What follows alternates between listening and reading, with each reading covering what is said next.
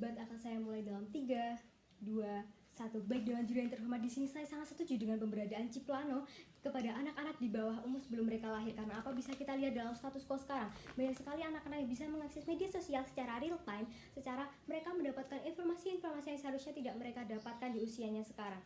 Kenapa? Contohnya seperti mereka melihat konten-konten bermesraan.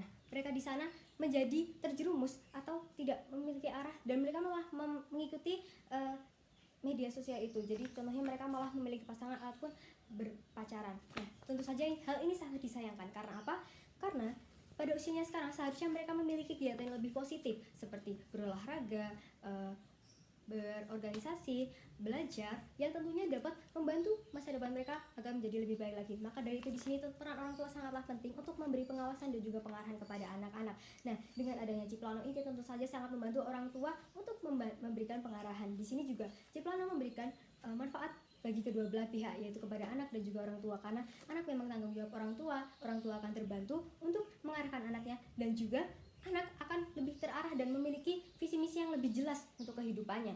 Di sini contohnya dengan Ciplano, kita kan orang tua akan memiliki akses pikiran, kepribadian, dan perasaan. Nah, di sini pikiran pertama, anak itu bisa melihat media sosial dan informasi-informasi yang mereka tidak tahu arahnya kemana. Jadi di sini dengan orang tua mengetahui pikiran yang dipikirkan oleh anaknya ketika menonton video-video seperti itu, tentunya orang tua akan bisa langsung bersikap sigap untuk mengarahkan yang lebih baik ataupun memberi batasan agar anak-anak itu bisa berpikiran yang lebih positif, lebih ke arah yang benar. Contohnya apa? Karena kita bisa lihat juga konten-konten yang tidak 19 ataupun 18+ di sini, mohon maaf, dilihat oleh anak-anak. Tentu saja hal itu sangat tidak baik dan tidak cocok untuk anak-anak. Di sini yang kedua ada kepribadian. Dengan begini, kadang anak-anak itu tidak bisa memberikan kepribadian aslinya, dan mereka memiliki kepribadian yang berbeda tergantung lingkungannya. Misal di rumah dia menjadi anak yang penurut, tapi di luar ternyata dia ada yang nakal, ataupun sebaliknya, di luar dia nakal, di luar dia orang yang baik penurut, tapi di rumah mereka menjadi anak yang nakal dan tidak bisa mengikuti apa kata orang tuanya. Tentu saja di sini dengan orang tua memiliki akses untuk mengetahui kepribadian aslinya, mereka akan bisa mengarahkan ke hal-hal yang lebih baik. Lalu yang ketiga ada perasaan. Perasaan itu sangat berpengaruh karena adanya perbedaan hormon emosi juga dari anak-anak dan juga orang tua.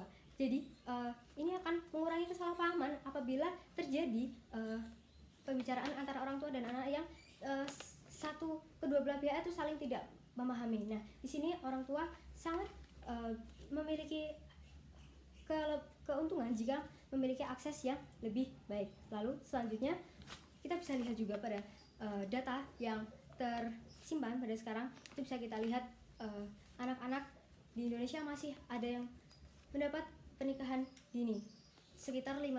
Hal ini tentu saja harus kita perhatikan, karena jika hal ini terus berlanjut, maka ditakutkannya persentase ini akan naik. Tidak hanya 5% saja, bisa saja sampai 10%. Tentu saja hal ini harus kita tanggapi secara serius. Dengan apa? Dengan kita memperhatikan anak dan juga mengarahkan yang lebih baik. Bisa kita lihat juga, mohon maaf, untuk anak-anak di jalanan itu, mereka kan tidak memiliki arahan, jadi mereka tidak tahu harus hidup kemana, mereka harus berjalan kemana arahnya. Jadi lebih baik untuk orang tua lebih untuk mengarahkan anak-anaknya lagi, seperti itu.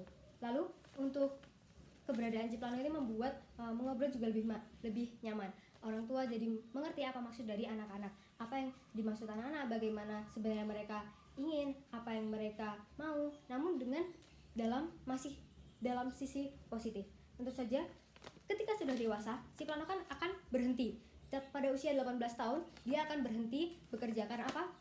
Karena memang mereka sudah bisa berpikiran secara matang. Tentu saja kalau dari kecilnya dia memiliki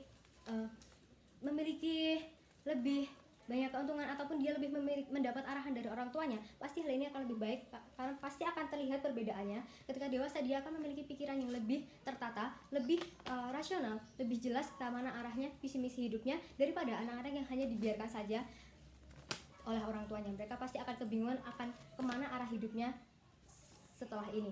Jadi maka dari itu Ciplano ini pastinya akan sangat bermanfaat untuk keberadaan anak-anak di Indonesia, terutama bagi orang tua. Baik, sekian, bangga menjadi pro.